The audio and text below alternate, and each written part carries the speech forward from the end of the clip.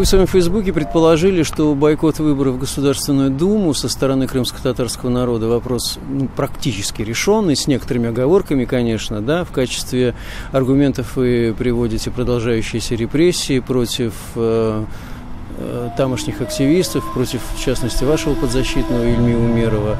Но вам не кажется, что сами крымские татары смотрят на проблему все-таки шире, чем вы ее ставите? Нет, однозначно они смотрят на нее шире. Более того, вы знаете, бойкот выборов для них куда более естественная вещь.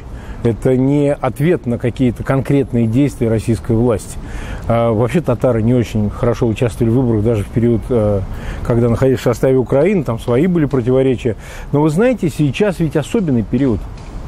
Особенный период. Сейчас по прошествии 2,5 лет с момента аннексии Крыма Российской Федерации, это первые выборы формирования так называемого парламента, когда власть, не скрывает, заинтересована в активном вовлечении в процесс выборов всех групп населения. Дело не в том, что кто-то один не пойдет, а вот целая общность, коренной народ Крыма отказывается не только участвовать в выборах, но и в иных каких-то связанных с ними гражданских процедурах.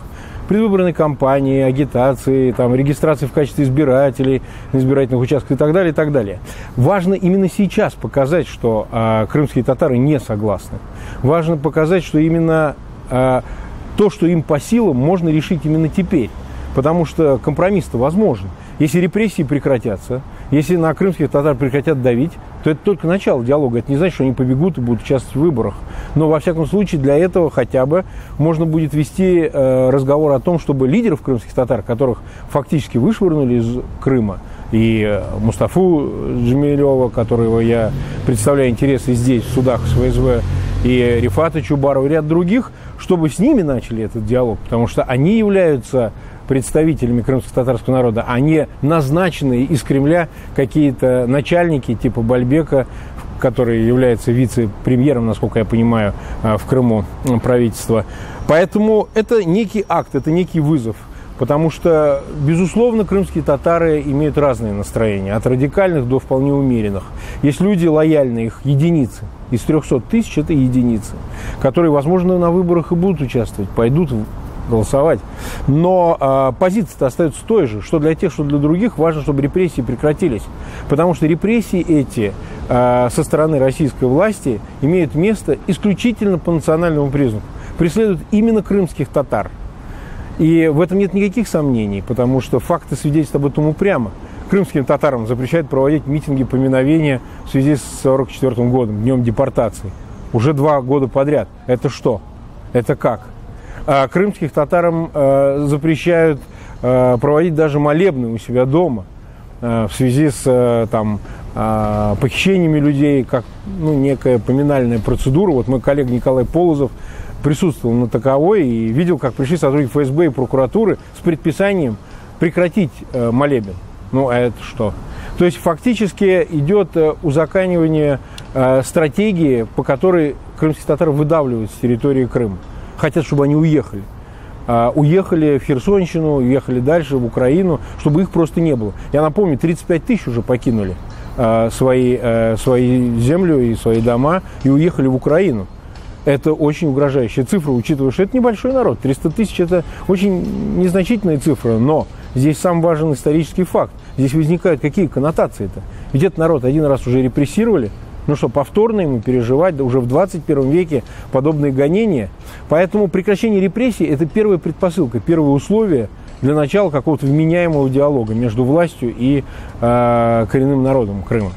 Я обратил, тем не менее, внимание на один комментарий. Вот ваш читатель пишет, что крымским татарам следует отказаться от участия в выборах уже, хотя бы для того, чтобы российские власти впоследствии не легализовали вот этот шабаш, я его цитирую, да?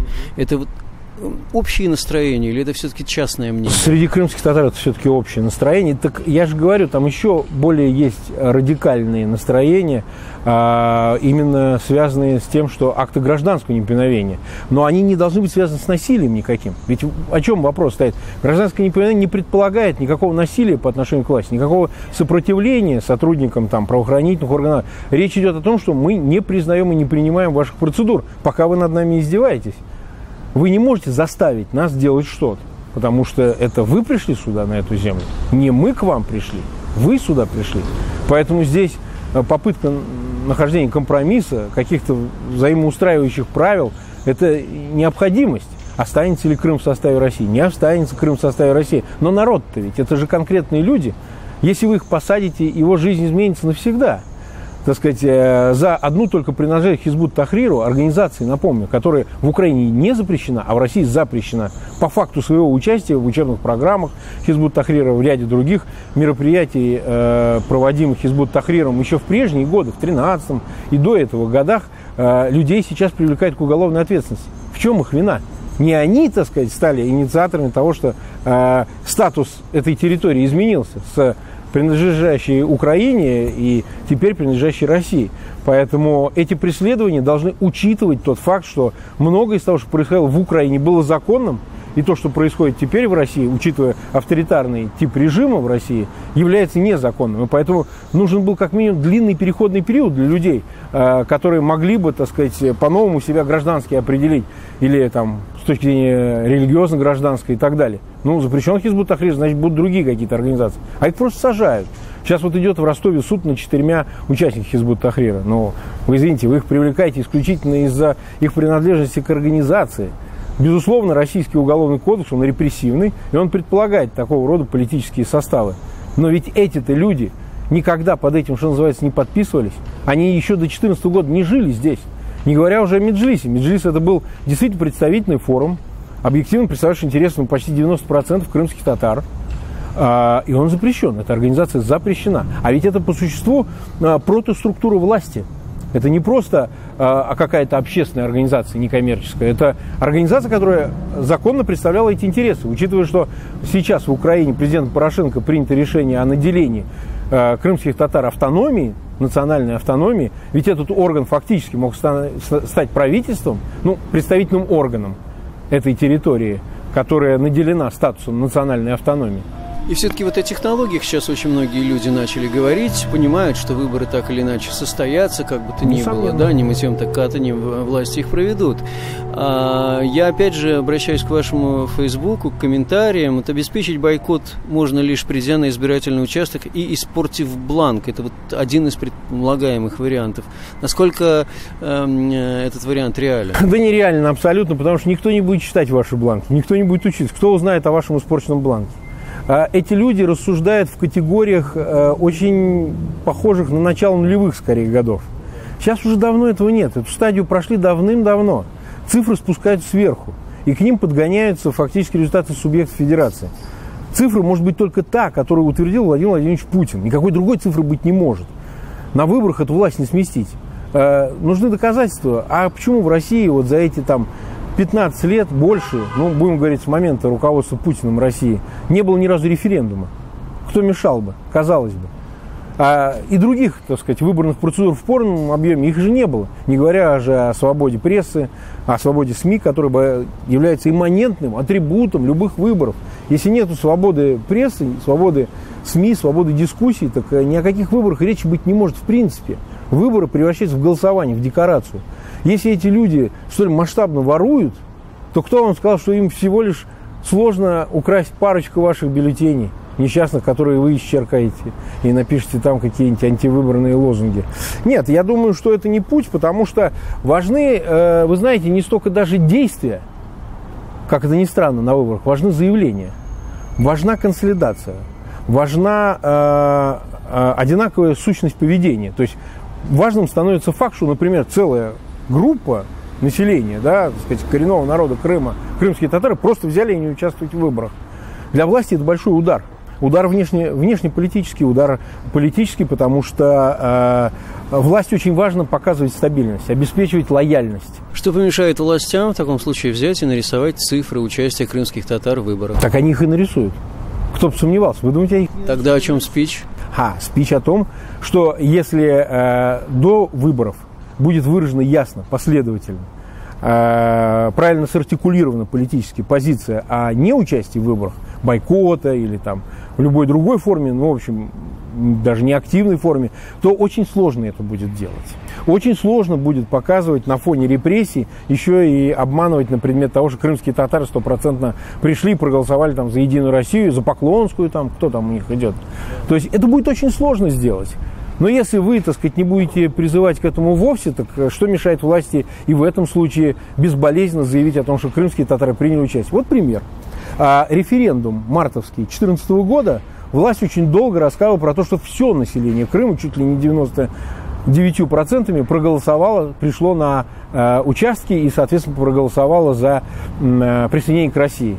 Постепенно сейчас уже говорят, ну да, вроде бы сначала было 50, потом 30 крымских татар вроде бы участвовали в референдуме. Сейчас уже говорят, что вроде как крымские татары, в принципе-то, и не участвовали в референдуме. То есть, получается, цифры не совпадают. Декларация с реальными цифрами, с арифметикой, учитывая 2,5 миллиона людей, проживающих в Крыму, и количество определенных избирателей, не попадают эти 300 тысяч в число проголосовавших. Хотя они, видимо, в цифрах отражены. Фальсификации становятся явственнее. Они становятся более очевидными.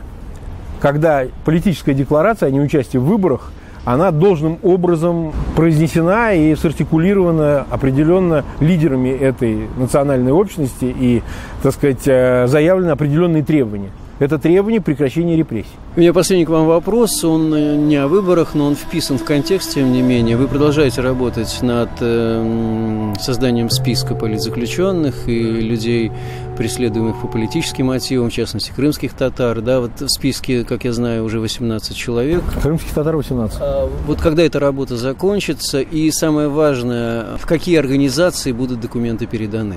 Смотрите, я вот сейчас последний раз был в Киеве, мы с Мустафой Ага обсуждали и с Рифатом Чубаровым создание какой-то общественной организации, общественной инициативы, такой проекта, который бы как раз этот список и представлял. Во-первых, он представлял бы список крымских татар, их действительно пока аккуратно выразить 18, хотя их больше, потому что не все дела невозможно сразу обнаружить политический мотив. То есть мы говорим только о тех, кого привлекли по статьям, которые определенно маркируются как политические. Это в отношении и других, не крымских татар, но тоже на территории Крыма, бывших граждан Украины, которых привлекают за их проукраинскую или позицию, или антироссийскую позицию, антивластную позицию против Кремля и так далее, и так далее. Тоже это нужно делать. Но важно, чтобы это сделала авторитетная организация. Организация, которой доверяют, которая этот список в дальнейшем представляла в правительство Украины, которое должно соответствующие решения принимать в отношении России по требованию к освобождению от уголовной ответственности этих людей.